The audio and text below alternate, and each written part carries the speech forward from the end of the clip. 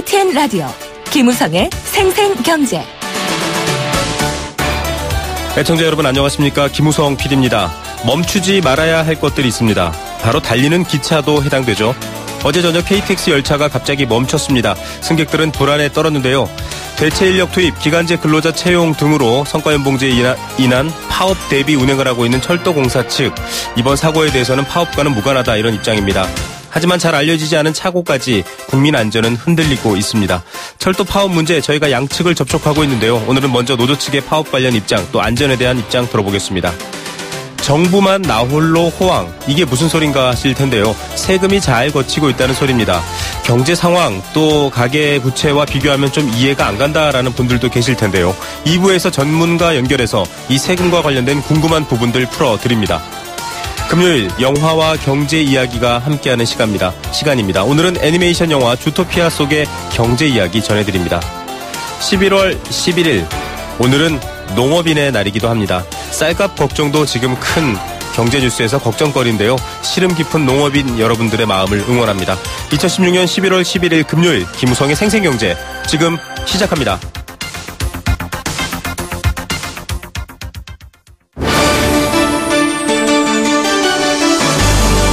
YTN 라디오 김우성의 생생경제.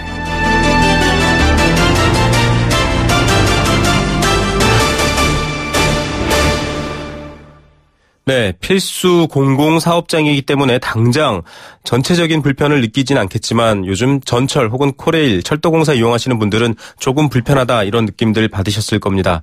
이런 가운데 46일째 접어든 철도 파업, 어제 또 안전사고가 발생했습니다. 부산에서 서울로 가던 KTX가 전차선 단전으로 대구 아룡산 제1터널에 멈춰 섰는데요. 1시간 동안 승객들은 공포에 떨었습니다. 성과연봉제 도입 문제로 시작된 철도 파업, 지난 7일부터 사흘 동안 집중 교섭 진행했지만 계속해서 서로의 이견만 확인했고요. 절충점을 찾지 못하고 있습니다. 협상이 계속 결렬되는 사정 어떤 것이 있을까요? 또 대안은 없을까요? 저희가 노사 양측 동시에 입장을 들으려고 했지만 한국철도공사 측에서는 다음 주 중 준비해서 인터뷰를 하겠다 이렇게 입장을 밝혔습니다. 또 현 사태에 대해서는 노조 측의 협상 태도가 문제가 있다라는 식의 얘기를 했는데요. 약속대로 다음 주 가장 빠른 시일 내에 철도공사 측 이야기도 전해드리도록 하겠습니다.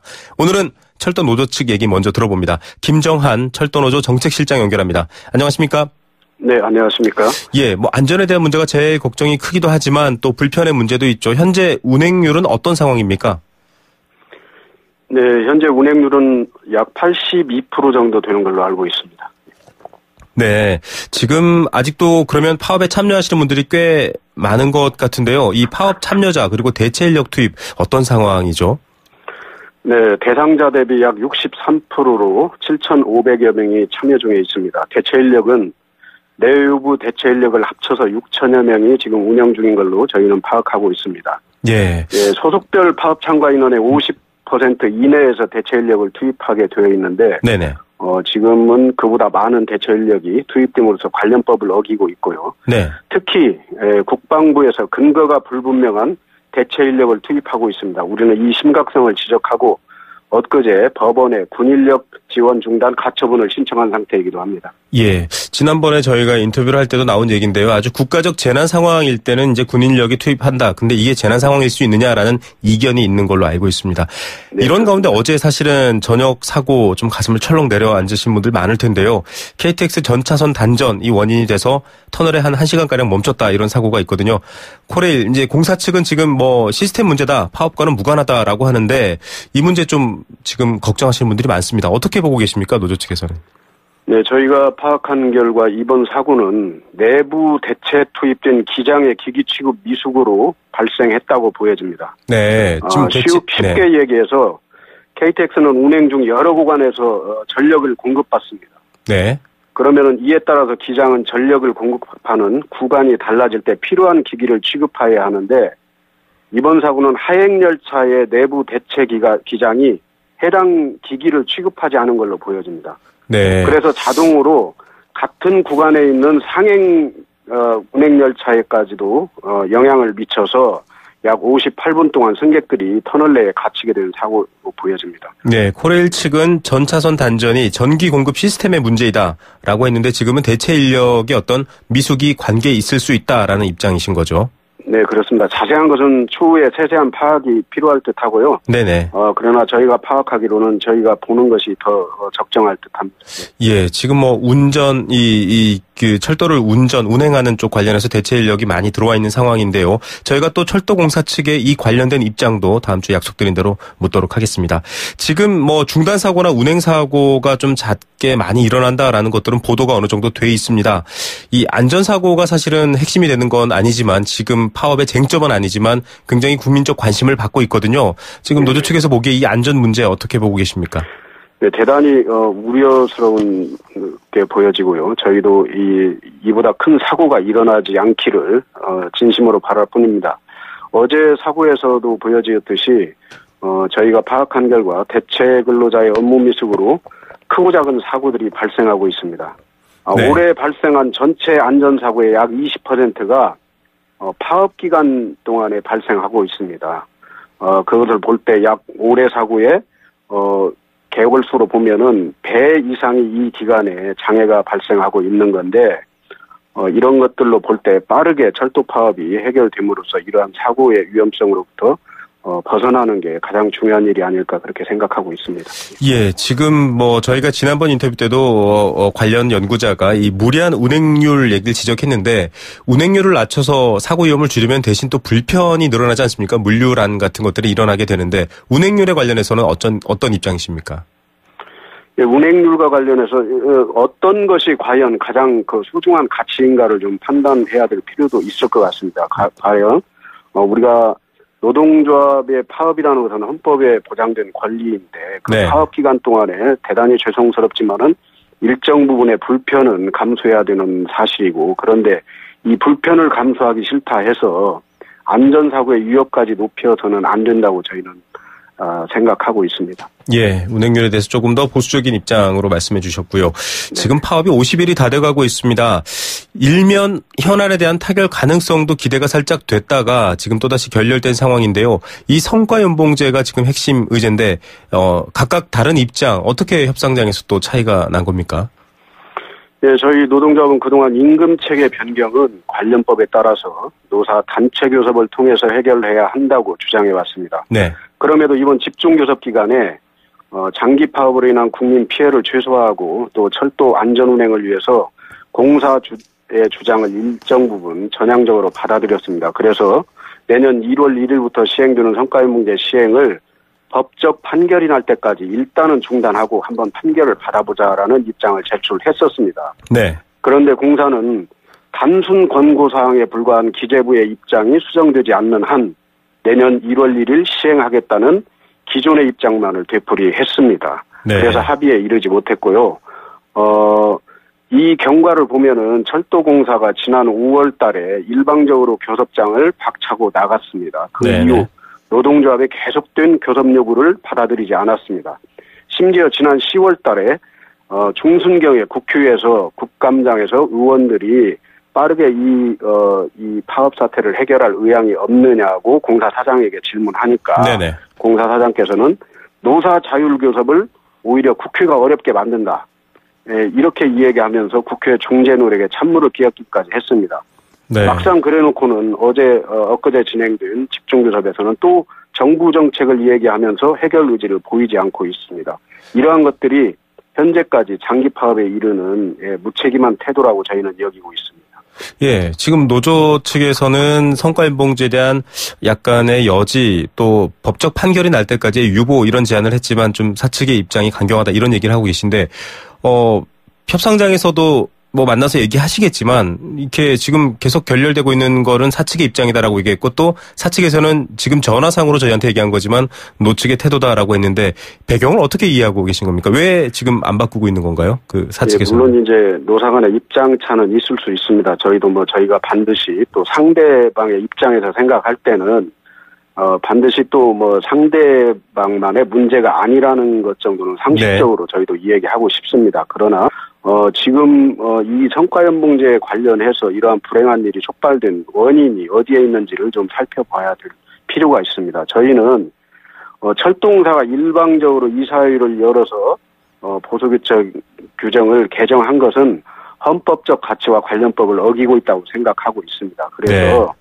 적어도 공사가 주장한 바와 같이 법적 판결을 받자고 한쪽은 먼저 공사 측입니다. 그것을 노동조합이 받아들였다면은 이것의 결정에 따라서 효력 유무가 결정되기 때문에 그 이전까지는 신의성실하게 시행을 않는 것이 더 옳은 주장이라고 저희는 여기고 있습니다. 예, 지금 금융권도 성과일봉제 관련해서 같은 평행선을 그으면서 얘기가 된 바가 있는데 좀 지켜봐야 할 부분인 건 사실인 것 같고요. 저희가 또 사측의 입장 들려드리도록 하겠습니다. 일단 지금 파업으로 인한 피해액이 한 403억 원으로 집계됐다. 철도공사 측이 이렇게 밝혔습니다. 이달 7일 기준으로 143억 원에 대해서 노조 상대로 손해배상 청구 소송하겠다. 이렇게 지금 얘기했습니다. 어떻게 보십니까? 예, 다시 또 관련법을 얘기하지 않을 수 없는데요. 관련 법과 그리고 철도 우리 내부의 단체 협약이 있습니다. 이것에 따르면은 정당한 파업에 손해배상 등 징계를 할 수 없게 되어 있습니다. 조합은 공사 스스로가 요청한 교섭을 진행했고, 또 교섭 진행 중에 공사가 일방적으로 교섭을 결렬시켰습니다. 이에 노동조합은 중노위의 조정 절차 등 적법한 절차를 통해서 쟁의행위를 하고 있기 때문에 당연히 합법이고요. 그리고 언론에서도 보도되었던 것처럼 관계기관 대책회의 등에서도 철도 파업을 불법으로 규정하지 못하고 있습니다. 따라서 우리 위원장을 비롯한 핵심 간부들이 경찰에 참석해서 경찰 수사를 받기까지 했습니다. 그 결과 사법 처리도 되지 않았고요.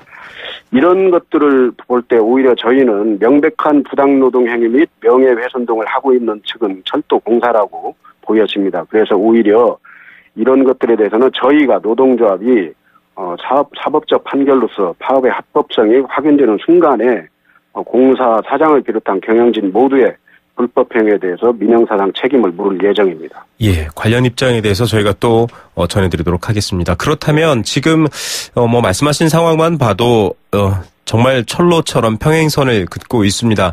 그래서 지금 정치권 일각에서는 국회에서 좀 합리적인 양측이 받아들일 중재안을 만들 협의기구부터 우선 만들자 이런 얘기도 나오고 있거든요. 현재 어떻게 보십니까?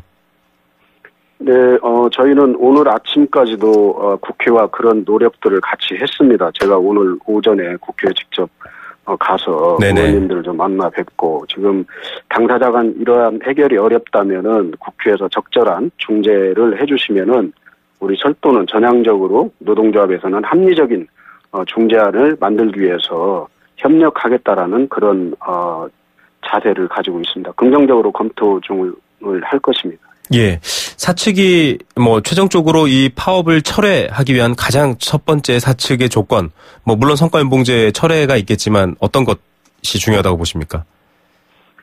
예, 어찌됐건 파업이라는 불행한 그 사태입니다. 그래서 노사를 떠나서 서로 좀 열린 자세, 누구를 우리가 치킨 게임을 하는 것처럼 상대를 반드시 제압해야 된다라는 이런 것보다는 열린 마음으로 서로를 향해서 서로의 진심을 좀 확인하고 어느 정도까지 양보할 수 있는지를 좀 판단을 해야 될 것 같습니다. 그리고 무엇보다도 국민의 안전을 우선시해서 판단을 해야 될 것 같습니다. 예, 국민의 안전을 우선시해서 판단해야 된다. 이게 지금 듣고 계신 분들의 공통된 목소리일 것 같습니다. 오늘 말씀 감사드립니다.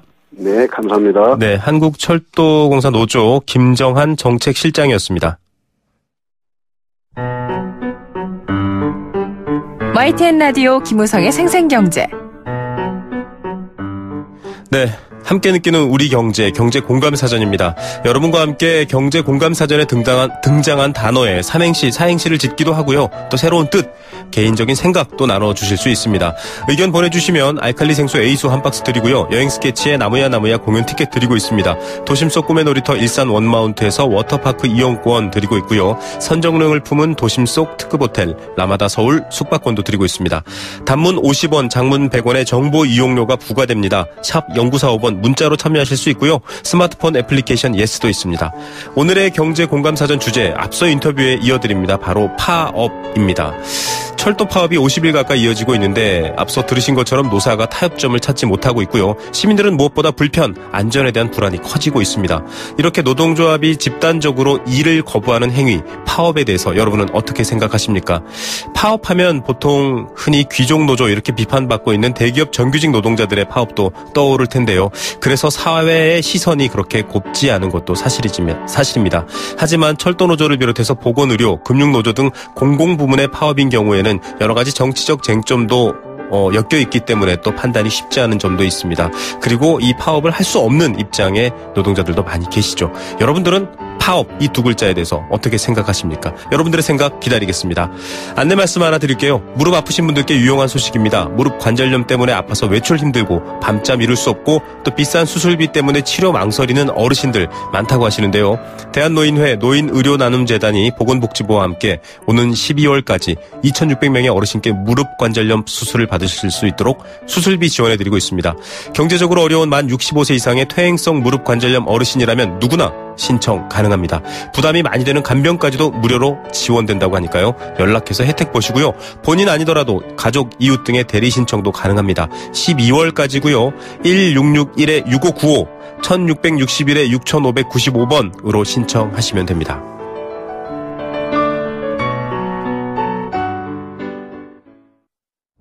당신의 인터넷이 과거의 속도에 멈춰 있다면 이제 SK로 움직이세요. SK 브로드밴드가 만든 10배 빠른 기가 인터넷. 누가 만들었는지가 기가의 퀄리티를 보여주니까. 인터넷은 기가, 기가는 SK. SK 브로드밴드 기가 인터넷. 네, 생생경제 일부 포스코 제2의 도약 글로벌 리딩공항 인천국제공항공사와 함께했습니다. 캠페인 2개 들으시고요. 경제 톱뉴스로 돌아옵니다. YTN 라디오 캠페인. 물 없는 한라산, 물 없는 제주 바다를 상상할 수 있나요? 제주의 아름다운 자연과 풍경은 깨끗하고 건강한 물이 있기에 가능합니다. 제주를 아름답게 만들어주는 건강한 물은 우리의 몸과 마음도 아름답게 만들어줍니다. 건강한 몸과 마음을 지키는 일. 아름다운 물을 사랑하고 지키는 일에서부터 시작됩니다. YTN 라디오 아름다운 물 캠페인은 광동제약과 제주특별자치도 개발공사와 함께합니다. 김윤아 씨, 한 해 전기 사고가 얼마나 일어나는 줄 아세요? 네, 전기화재는 1년에 약 8,000건, 감전사고도 500여 건이나 일어난대요. 맞습니다. 그래서 생활 속에서 전기 안전을 실천하는 노력이 중요한 거죠. 콘센트에 꽂는 플러그는 최소한으로 줄이고 빈 곳은 안전막이로 덮어두고 외출할 때는 플러그를 빼두고 한 달에 한 번 누전 차단기 확인도 잊어서는 안 되겠죠. 그뿐인가요? 냉난방기기는 너무 오래 켜두지 말고 가끔은 뒤에 쌓인 먼지도 깨끗이 닦아주어야죠. 안전은 아는 것보다 지키는 것이 중요합니다. 올바른 전기 사용 습관 지키는 만큼 안전해집니다. 이 캠페인은 산업통상자원부와 한국전기안전공사가 함께합니다.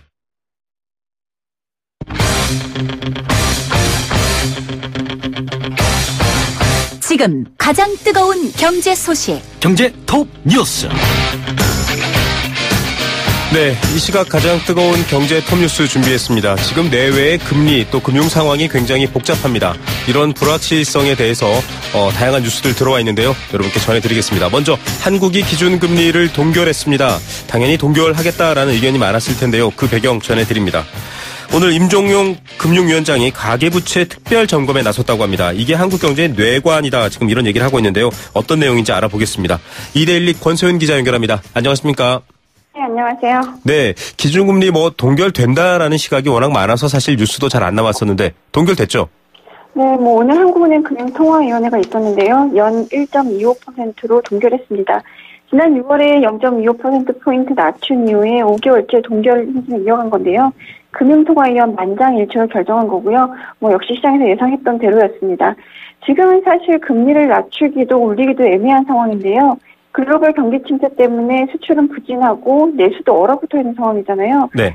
특히나 이 최순실 사태 때문에 더욱 경기 우려가 높아서 내년에는 2%대 성장률도 장담할 수 없다 이런 얘기까지 나옵니다. 그러니까 아무리 지금 미국이 금리를 다음 달에 올릴 것이다라는 전망이 높아도 우리는 올리기 어려운 상황이고요. 사실 경제가 안 좋으면 금리를 낮추는 게 맞는데 그러기에는 또 가계부채가 거립니다. 그렇죠. 지난달 말에 은행권 가계대출이 695조 7천억 원이었는데요. 9월보다 7조 5천억 원 더 늘어난 겁니다. 전체 금융권 가계대출에 이제 신용카드 사용액 뭐 이런 것까지 포함한 가계 신용은 1,300조 원에 육박하는데요. 이 금융당국이 가계대출 증가 속도를 좀 낮추기 위해서 뭐 은행 문턱을 높이기도 하고 규제를 시행하기도 했지만 뭐 큰 효과는 없었습니다. 여기에다가 미국 대선에서 예상외로 도널드 트럼프가 당선됐잖아요. 네. 이 미국 통화 정책에 대한 불확실성도 좀 커진 상황입니다.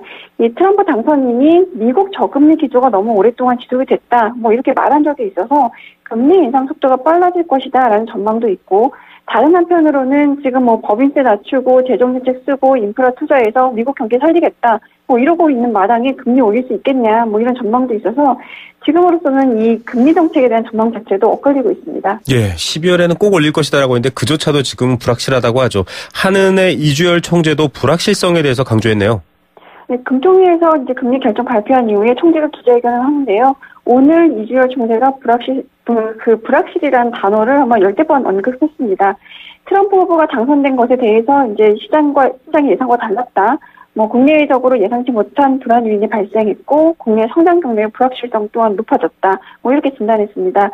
불확실성에 따른 불안 요인이 계속 오래된다면 경제 심리를 위축시키고 금융시장의 변동성을 높일 것이다라고 발언하기도 했고요. 네. 이 트럼프 당선인의 공약들이 정책으로 시행되면 세계 교역은 물론이고 국내 수출에도 부정적인 영향을 줄 것으로 우려된다라고도 말했습니다. 이 트럼프 리스크가 결국 금리를 동결한 가장 큰 배경이다. 뭐 이렇게 해석이 되고 있는데요. 통화정책 방향 의결문에서도 보면 이 통화정책을 운영하는 데 있어서 면밀하게 점검해 나가야 할 요인으로 대내외 여건의 불확실성과 그 용량 가장 앞에 섰습니다. 지난달에는 사실 가계부채가 앞에 있었는데 좀 바뀐 거죠. 네네. 또 주요국의 통화정책 변화도 미국 연준의 통화정책 변화로 미국을 구체적으로 이제 지목을 했고요. 이 총재는 그러면서도 이 트럼프 당선으로 미국 통화정책 방향이 급격하게 바뀌지는 않을 것으로 전망했습니다.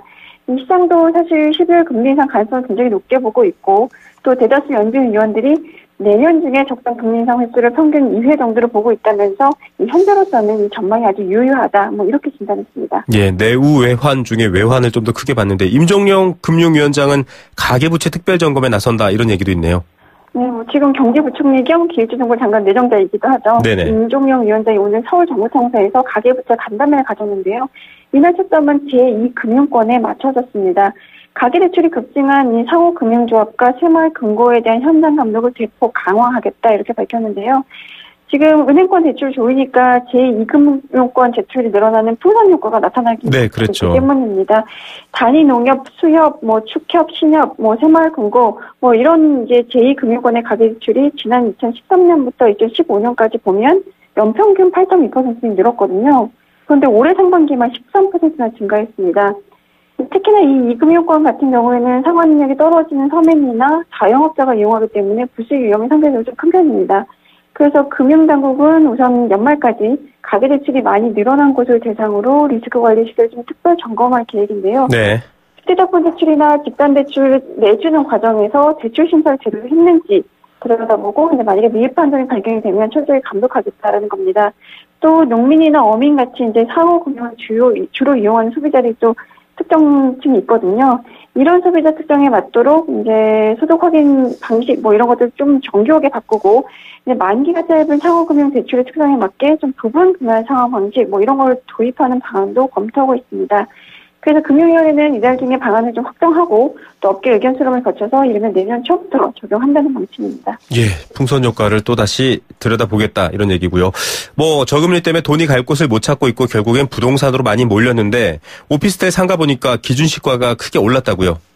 네, 국세청자료를 보니까 오피스텔의 내년 기준시가 예상치가 올해보다 3.84% 상승했습니다.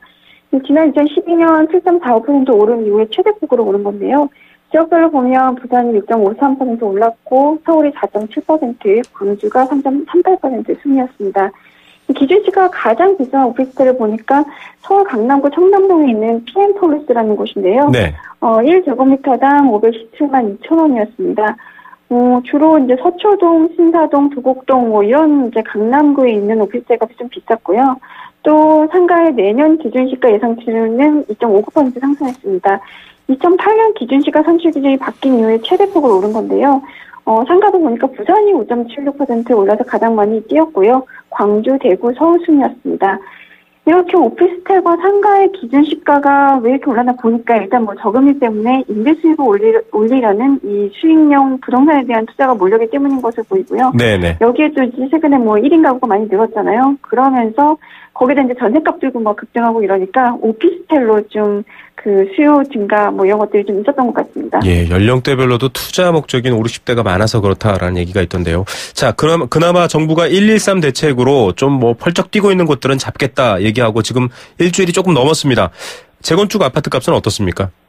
오늘 부동산 114 자료를 보니까 서울 재건축 아파트 값은 0.08% 떨어져서 2주 연속 하락세를 이어갔고요. 서울 전체 아파트 값은 한 주간 0.06% 상승하는 데 그쳤습니다. 이 재건축 수요가 관망세를 보이면서 강동과 강남 지역 아파트 값이 각각 0.1% 그리고 0.03% 하락했는데요. 강동, 등촌동과 상일동, 고덕주공, 강남 개포동 시형 그리고 주공 1단지 등의 시세가 좀 전반적으로 떨어졌습니다. 이게 113 부동산 대책 발표 이후 관망세가 짙어졌었는데요. 이 대책의 핵심이 청약시장 규제였는데 사실 이 재건축 수요자들이 추가 규제 가능성을 감안해서 이제 일단 지켜보자 이런 태도를 취했었거든요. 그러면서 가격 조정이 좀 이루어진 것으로 보이는데요. 거기다 지금 뭐 도널드 트럼프가 미국 대통령으로 당선되면서 국내 경제 불확실성 그리고 뭐 내수 침체 우려 뭐 이런 것들이 좀 커진 상태고 이 부동산 대책에 더해서 계절적 비수기까지 이제 들어간 상황이잖아요. 네. 그래서 이제 아파트 시장은 좀 당분간 짙은 관망세를 보일 것이라는 전망이 높습니다. 네, 투자를 보고 온 수요들은 이익 손해를 따져서 기다리고 관망하겠죠. 오늘의 톱뉴스 어떤 것 고르시겠습니까? 한국은행 금리 동결을 들 수 있을 텐데요. 뭐 동결은 예상됐던 거긴 하지만 이 통화 정책 요인으로 대내외 불확실성을 가장 먼저 꼽았다는 분들이 갑니다. 한은 역시도 뭐 최순실 사태와 트럼프 당선 등으로 인한 여러 가지 불확실성을 상당히 우려하고 있다는 건데요. 그래서 내년 1월 경제 전망 내놓을 때 아마도 이 내년 성장률 전망치를 지금의 2.8%에서 아마 좀 많이 낮추지 않을까 싶긴 한데 여러모로 좀 어려운 상황인 것 같습니다. 예, 정말 매우 외환인 것 같습니다. 오늘 뉴스 감사드립니다. 네, 고맙습니다. 이데일리 권소현 기자였습니다.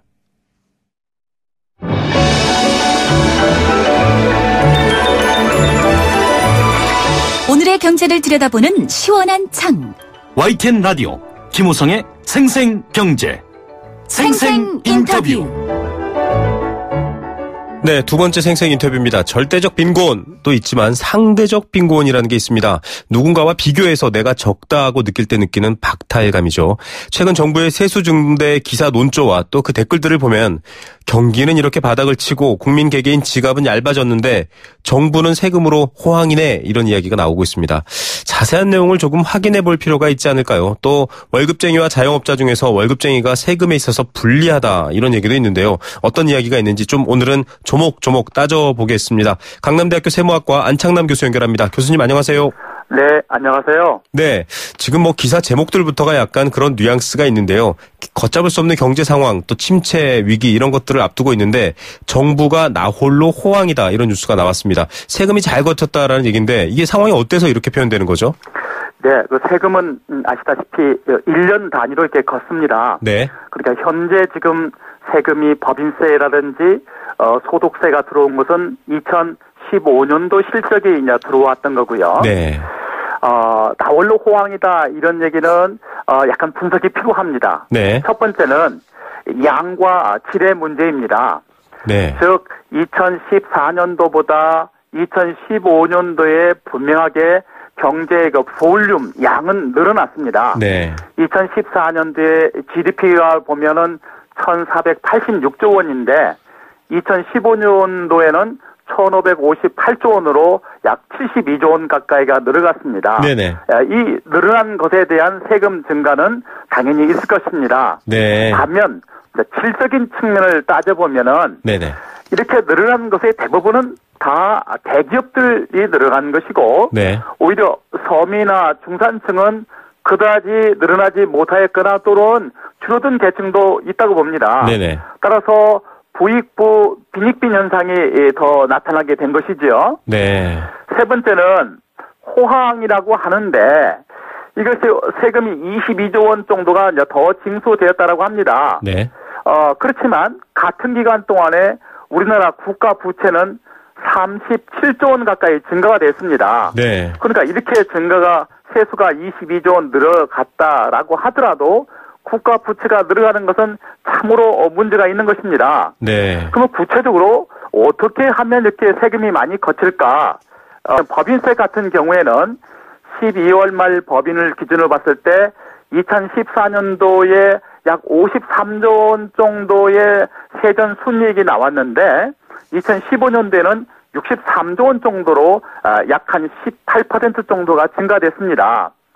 부가가치세도 약간의 약 거래량이 소비 실적 개선도로 좀 더 올라갔습니다. 네네. 또 주제하다시피 부동산 투기 광풍이 불어서 거래가 많았죠.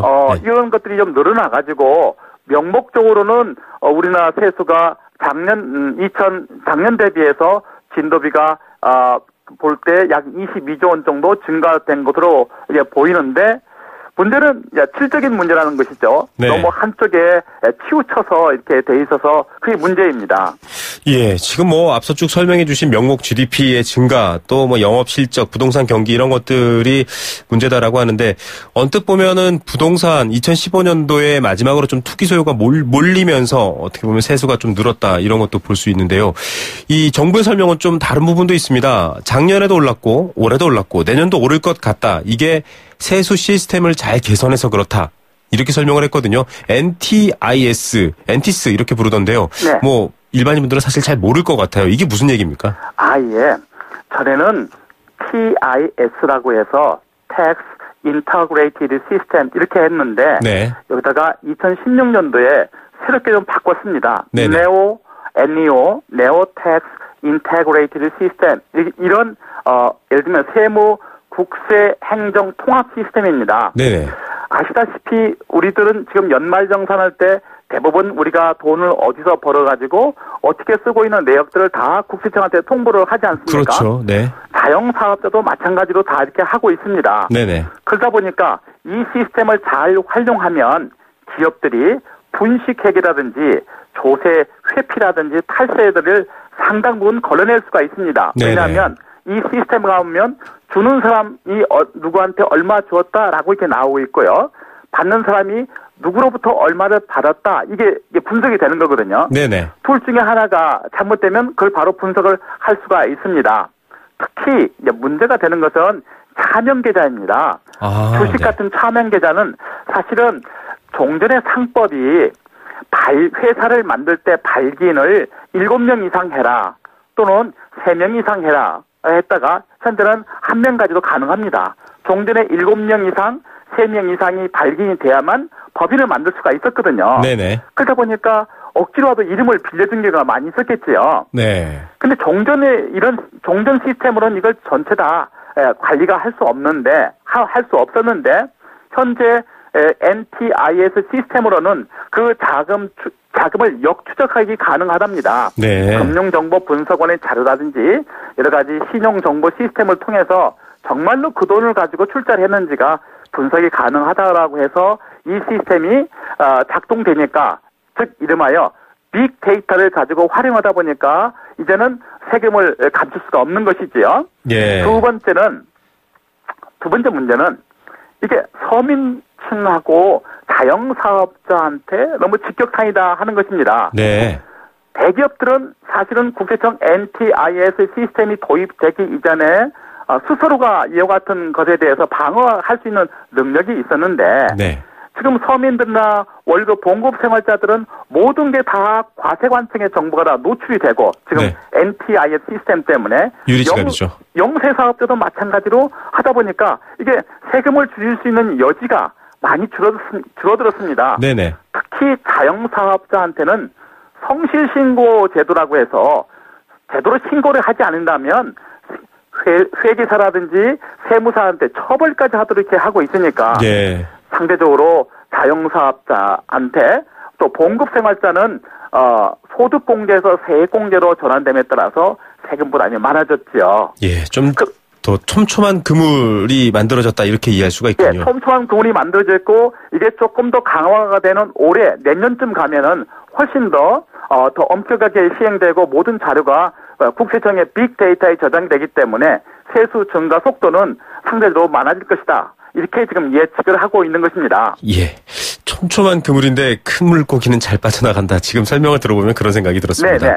예. 지금 뉴스를 접하신 분들의 반응이 아유 나는 죽겠는데 경제 상황이 이렇게 힘든데 뭐 이게 나라는 세금을 많이 걷었냐 이런 논리였는데 지금 이 종합해서 말씀하신 걸 들어보면 그런 반응들이 조금 맞지 않다 이렇게 볼 수도 있네요.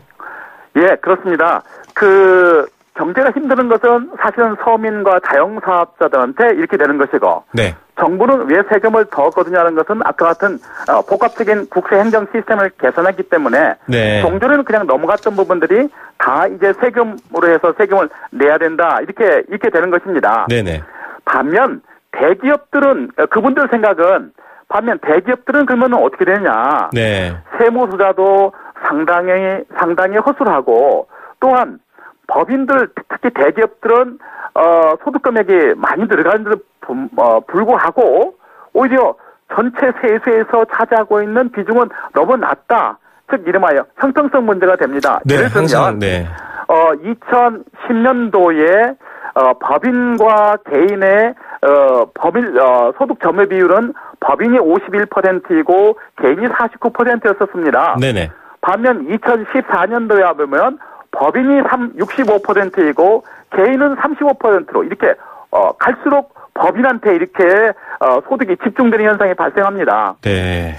그럼에도 불구하고 법인이 전체 세수에서 차지하고 있는 세수입을 보면은 법인은 2010년도에 22%, 2014년도 똑같이 22%입니다. 네. 반면 근로소득자는 늘고 있죠. 2013년도에 9.3%에서 2014년도는 13.3% 이렇게 증가가 됩니다. 네네. 그러니까 불만이 나올 수밖에 없는 거죠. 네, 이 불만의 배경까지도 정말 정확한 수치 증가분으로 설명을 해주셨습니다. 그래서 여러분들 화가 나시는 거고요. 네네.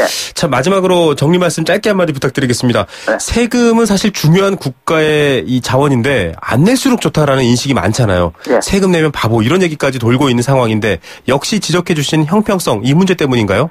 맞습니다. 형평성 때문에 제가 볼 때는 세금을 특히 법인세는 인상을 해야 됩니다. 네네. 그리고 국민들도 우리가 내가 낸 세금의 3분의 1 정도는 복지비로 돌려받습니다. 네네. 그러니까 세금을 많이 내고 돈 많이 벌고 세금을 많이 내는 사람이 정말 애국자이지 않겠습니까? 네네. 예, 그리고 우리나라는 기본적으로 이 통일이라고 하는 숙명적 과제를 지니고 있습니다. 네네. 이 통일 비용 때문이라도 우리 국가 재정 건전성은 정말로 양호하게 유지될 필요가 있습니다. 예. 그런 점에서는 흑자 재정을 일으켜야 된다고 생각합니다. 예, 오늘 말씀 감사드립니다.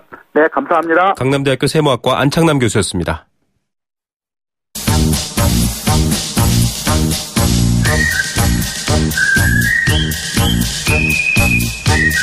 스크린에 담긴 경제 이야기, 경제 영화관. 네, 문화로 만나는 경제 이야기, 이 격주로 만나고 있는데 오늘은 영화로 경제 읽어주는 남자입니다. 박병률 기자 함께하겠습니다. 전화 연결할게요. 안녕하십니까? 네, 안녕하세요. 네, 오늘 가지고 나오신 영화가 주토피아예요. 주토피아. 들어는 본 것 같은데 무슨 뜻입니까? 네, 그 동물들을 뜻하는 주, 그리고 이제 유토피아에 그 토피아를 합친다는데요. 네. 그러니까 이제 동물들의 유토피아다, 이런 뜻입니다. 이 영화상에서의 이런 주토피아는 이 육식 동물이 초식 동물을 잡아먹지 않고 서로 개성을 인정하면서 한데 얽혀 사는 세상이다. 이렇게 설명을 합니다. 이 사자와 토끼 그리고 늑대와 양이 함께 얽혀 사는 세상. 디즈니가 새롭게 창조한 애니메이션의 그런 공간입니다. 예, 현존하는 자연 순리에는 좀 반대이긴 한데 어떤 내용입니까? 네, 그 토끼 주디가 이제 주인공인데요. 이 경찰관을 꿈꾸는 주디입니다. 이 주토피아는 원하는 대로 무엇이든 될 수 있는 세상이다. 이렇게 믿던 주디는 마침내 그 최초의 토끼 경찰관이 되는데요. 네. 하지만 이 주디에게 처음에는 이제 주차 단속원 자리가 주어집니다. 근데 때마침 의문의 연쇄 실종 사건이 벌어지는데요. 경찰팀장은 주디에게 48시간 안에 이 사건을 해결하지 못하면 너를 파면시키겠다 이렇게 름장을 놓습니다. 네. 주디는 이제 이 사건 해결에 나서고요. 있고요. 그런데 이 사건 해결에 나서는 과정에 이 실종 사건에 엄청난 음모가 숨어 있는 것을 발견한다라는 내용의 그런 영화입니다. 애니메이션입니다. 이 음모가 궁금하신 분들은 또 영화를 보셔야 될 텐데요. 이 안에 어떤 경제 이야기가 있나요? 네, 이 주토피아는 그 10%의 포식자 그리고 이제 90%의 그 초식 동물이 이렇게 살고 있는 그런 세상입니다. 이 시장은 이제 사자인데요. 이 시장의 철학은 명확합니다. 강력한 동물 통합 정책을 펴서 육식 동물과 초식 동물이 한데에 어울려 살도록 하겠다 이건데요. 네. 그래서 이제 자신의 비서로 양을 두기도 하고 또 토끼를 경찰관으로 뽑기도 합니다. 이렇게 이제 서로 다른 계층의 사람들이 어울려 살도록 섞는 것, 요즘 이제 소셜 믹스라고 부릅니다. 네. 네, 오늘은 이 소셜 믹스에 대한 이야기입니다. 예, 소셜 믹스. 지금 뭐 다문화도 포함될 거고요. 경제적인 얘기도 포함될 것 같습니다. 이게 신도시 개발할 때 소셜 믹스 이런 얘기 많이 나오잖아요. 네. 구체적으로는 어떤 의미입니까? 네, 이 글자가 들은 이제 사회적 혼합이라는 뜻인데요. 이 다양한 소득계층, 세대, 그리고 이제 인종들이 함께 살아갈 수 있는 그 사회통합정책 전반을 의미한다 이렇게 보시면 됩니다. 네. 그런데 이렇게 사회통합을 위해서는 무엇보다 이제 함께 사는 게 중요한데요. 서로 좀 부대끼면서 살 때 서로 잘 이해를 한다 이런 얘기입니다. 그래야 이제 빈부격차 같은 사회적 갈등도 사라진다 이런 의미인데 또 이런 소셜 믹스는 사회통합과 함께 그 서로 다른 그 사회적 계층들에게 그 동등한 삶의 기회를 제공한다 이런 의미도 있습니다. 그래서 이제 소셜 믹스의 가장 기본이 바로 주거 정책이다 이렇게 얘기를 합니다. 대규모 분양 아파트 단지의 일정 부분에 임대주택을 짓는 것 이게 지금 대표적인 그 소셜 믹스입니다. 예, 실상은 또 어려운 점이 있긴 하지만 이렇게 다양한 계층 입장인 사람들이 함께 살도록 하자. 부자 동네, 가난한 동네를 아예 구분하지 않고 함께 살도록 하자 이런 얘기네요. 네, 만약에 신도시를 개발할 때 이 개발하는 곳에 이제 분양주택만 들어가게 하면 분양을 받아서 들어갈 수 있는 그런 사람들, 즉 어느 정도 소득계층이 되는 사람들만 살 수 있게 되어서 궁극적으로는 약간 좀 부유한 동네와 부유하지 못한 동네가 신도시 개발할수록 생겨날 수 있다. 이런 네. 문제점이 생깁니다. 그래서 이제 이런 것들이 생겨나지 않도록 서로 섞어서 좀 같이 살도록 하겠다. 이런 의미도 이 사실 소셜 믹스에는 있습니다. 이게 어디서 시작된 거죠? 네, 19세기 중반까지 올라가는데요. 영국의 그 제임스 실크 버킹엄이라는 사람이 이 빅토리아 모델 타운을 제안을 합니다. 네. 이 타운은 그 가로 세로 1.6km 그 정사각형 부지에 직업과 소득 수준이 다양한 주민 10,000명이 모여서 살도록 이렇게 했는데요. 사회계층 간 반목이 심한 영국 사회의 병을 치유하자 이런 의미에서 시작이 됐습니다. 지금 이 소셜 믹스는 유럽과 미국에서 아주 중요한 주거 전략으로 지금 자리를 잡은 상태고요. 우리나라의 경우는 그 노무현 정부가 이 소셜 믹스 개념을 적극 도입을 했는데 네. 2005년에 공공주택 분양 때부터 이 소셜 믹스가 적용이 되고 있습니다. 그 이후에 뭐 뉴타운 건설이라든가 또 대규모 재개발 사업에는 꼭 임대주택이 의무적으로 들어가도록 이제 지금 강조되고 있습니다. 예, 내용상 참 좋은데 생각보다 쉽지는 않을 것 같아요. 네, 뭐 마냥 이렇게 섞어만 넣는다고 소셜 믹스가 되는 건 아닙니다. 좀 추가적인 어떤 조치들이 좀 뒤따라야 되는데요. 네. 그렇지 않고는 이제 부자와 가난한 사람들 사이에 오히려 갈등이 더 커지는 그런 경우도 많습니다. 그럼요. 최근에 그 논란이 된 것 중에 휴거라는 게 있는데요. 네, 휴먼시아 거지. 약자죠. 네. 휴먼시아 거지라는 뜻이었는데 그 휴먼시아는 사실 그 LH의 그 저소득층을 위한 임대주택 브랜드입니다. 네네. 이 임대주택을 분양주택 사이에 넣었는데요. 여기서 이제 일부 그 분양주택 거주자들이 반발을 하면서 이 휴먼시아 입주자들을 폄훼하면서 사실 이런 용어를 만들었습니다. 이런 갈등들 때문에 일부 아파트는 같은 단지에 지금 2개의 입주자 모임이 운영되는 그런 경우도 있습니다. 예, 주토피아 영화와 다르지 않습니다. 이 철조망을 쳐놓고 놀이터에 오지 못하도록 하는 뉴스들도 여러분 보셨을 텐데 네. 결국 이 육식동물을 못 믿는 초식동물들의 갈등도 이 영화에서 생겨나는데요. 주토피아에서는 무너진 소셜 믹스 어떻게 복원합니까? 네, 이거 원래 이제 이게 완전 무너지게 되는 결정적인 이유가 이 주디라는 경찰관이 그 포식자들은 생물학적으로 야수 본능을 갖고 태어난다 이런 얘기를 하면서 그러니까요, 네. 완전 사회가 이제 붕괴가 되게 되는데요. 근데 이제 알고 보니까 이 생물학적인 문제가 아니라 어떤 음모가 숨어 있던 겁니다. 네. 이 사건을 해결한 주디는 경찰학교에서 이제 이런 연설을 합니다. 네. 서로가 서로를 이해하려면 이해할수록 우리는 더 특별해진다. 노력을 하면 더 나은 세상을 만들 수 있다.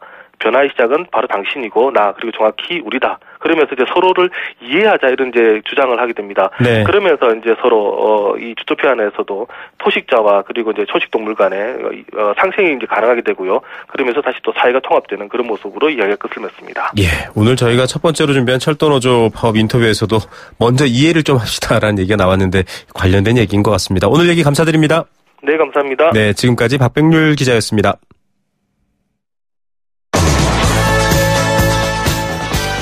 네, 생생경제 포스코 제2의 도약 글로벌 리딩공항 인천국제공항공사와 함께했습니다. 오늘 경제 공감 사전의 주제가 파업인데요. 재미난 문자 하나 소개해드리겠습니다. 8572님 당첨되고 싶으셨나봐요. 그래서 샵 0945번 안내하면서 여보 지금 보내봐 라고 하셨는데 남편분께 갈 문자가 저희한테 왔습니다. 예, 그래도 또 의견 주셨고요. 저희가 당첨해드렸습니다. 굉장히 많은 의견들 보내주셨는데요. 8572님 생수 선물 드리겠습니다. 파업으로 인해 모두가 힘들어하고 있습니다. 많은 근로자분들이 업무에 복귀할 수 있도록 쟁의가 조속히 해결되었으면 합니다. 온 국민들의 마음이겠죠. 8567님께도 생수 선물 드립니다. 공공근로의 파업도 할 수조차 없는 어려운 근로자의 입장도 대변하는 파업이었으면 좋겠습니다. 예, 정말 대변할 사람도 없는 분들 많죠. 파업 좀 그만하이소. 업주와 잘 협의해서 나라와 국민점 생각하이소. 예, 이 경상도 사투리로 이행시 주셨네요. 파업 좀 그만하이소. 업주와 잘 협의하이소. 네, 훌륭한 말씀이십니다. 자, 금요일 여기까지 순서고요. 토요일, 일요일은 뉴스앤뮤직 또 재미있는 음악과 뉴스 함께하니까 YTN 라디오 애청해 주시기 바랍니다. 저는 월요일 오후 3시 10분 다시 찾아오겠습니다. 김우성의 생생경제였습니다.